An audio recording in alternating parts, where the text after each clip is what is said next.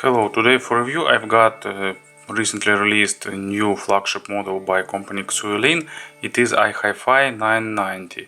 It is their new probably flagship. They have old one 960, but it was released a few years ago, so it's a bulky and it's heavy and it's lacking some modern features.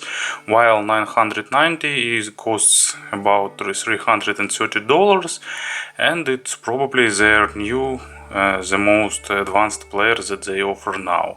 So I will show it to you in more details. So box is traditional, it's black cardboard. On the back panel there is some safety instructions, and you open it. As usual, there are some papers with advertisement and with description of current XueLin lineup there. You can see old models, more recent, and so on. Here is player itself, and underneath you will have this adapter for coaxial output, USB cable, and 32 GB micro SD card, which is a nice addition, and customer card.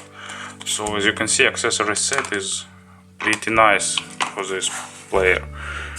Player itself has average size. It's not the biggest, but definitely not the smallest one. XueLin has, for example, iHiFi990, which is much smaller, but actually it's closer to model, close to flagship status. So it's made of aluminum. It's pretty solid, thick case, solidly built, and looking nice.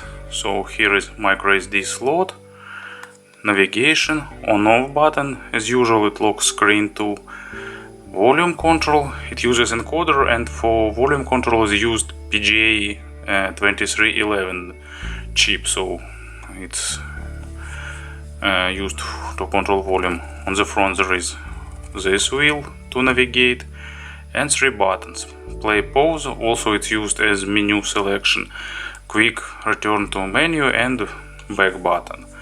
Screen is pretty nice. It has resolution 360 by 400 pixels, and it's pretty nice. It has good viewing angles, and it's remain pretty visible in the bright sun. So actually exterior of player is pretty nice.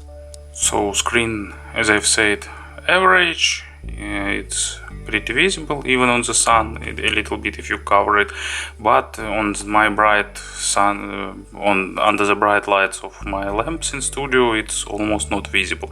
But actually menu is pretty nice. It styled as a old tape. When you rotate this wheel, tape rotates inside, so it's looking nice.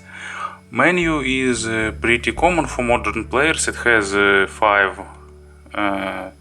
five familiar items. So return to now playing screen, browse music by by folders, browse music by media library. Here is all songs, album, artist, genre, favorites, playlist, recently played. So it's pretty familiar. Playback settings, it's scan music, gain, equalizer, play mode, output selection you desire. I didn't show you, by the way, the bottom part. So it's micro USB and line out combined with coaxial, and also headphone output. Output selection, should it remember memory playback, gapless playback, maximum volume, boot volume, and so on. So channel balance, here you can also tune. And system settings, also as usual, language selection, themes, USB mode. It can work as USB digital to analog converter, screen brightness, different sleep timers, even card format, factory settings restore. So actually everything as you expected. Firmware is pretty nice and pretty stable. It reminds a little bit FiOS firmware, so I'm maybe it's one developer company built it, but of course I am not sure here. So there are a few disadvantages in ergonomics and the UX. For example, you can't pause playback when you're not on the playing screen, because on other screens besides the playback, you can see the play button can be used to select item to play. So if you need to pause playback, you should return to now playing, and after that you can play, start or stop playing. This wheel is pretty nice actually. It has well-defined click, and one click corresponds to moving to one item, while the volume regulator isn't as discrete, and sometimes rotating it to 1 degree causes some not even changes in volume, so it's not as accurate as it could be. Besides that, ergonomics is pretty fine, players nicely controlled, it fit in hand nicely, and remains solidly built device. Unfortunately, play time is a bit below 6 hours, so it's not the longest playing DAP, but it's that we have. It uses double Wolfson digital to analog converters, and I think it's caused by this double digital to analog converters. And about the sound, actually, as I've said, this player used double 8740 Wolfson digital to analog converters and analog devices operational amplifiers. So iHiFi spent some time tuning them. They firstly want to match this player with PCM digital to analog converter, but then they were not satisfied by its sound quality, and they decided to switch back to Wolfsons as in their old models 960 and 760. So this built with Wolfsons, and it has this Wolfson sound signature actually. It's a bit boomy bass with small accent on lower frequencies, but it's pretty musical. Nice smooth mids and rolled off treble, so it's typical to other devices on the Wolfson chips that I've heard before that. But actually there are different Wolfson sound. For example, first FIO X3 has different sound signature, and one of the best DACs that I've heard also was built on Wolfson, and it has absolutely transparent and clear sound. So actually there are different options to prepare this digital to analog converter. But let's move back to this player. So it supports high resolution as usual, all the necessary players that should support.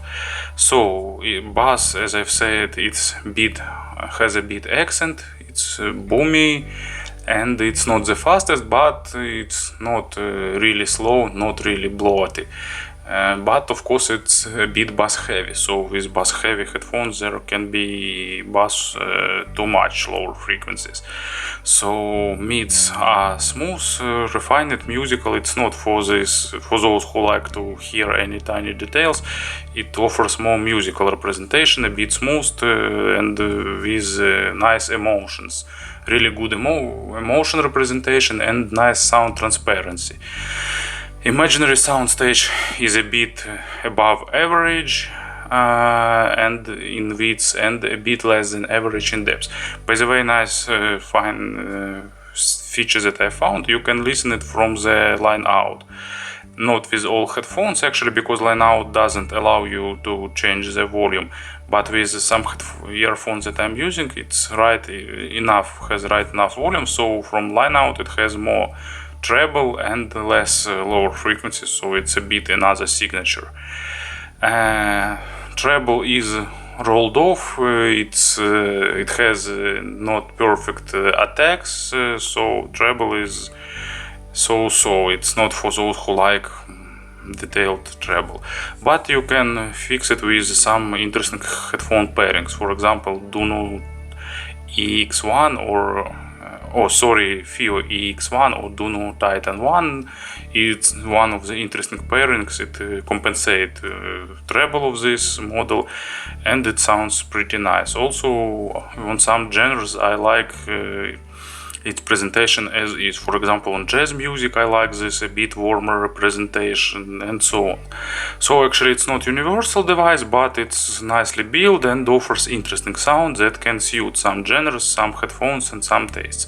So it's not really expensive, so you can really consider it as an option if you like typical waltz and sound, which with a hint of darkness and with smooth mids. Thank you for attention.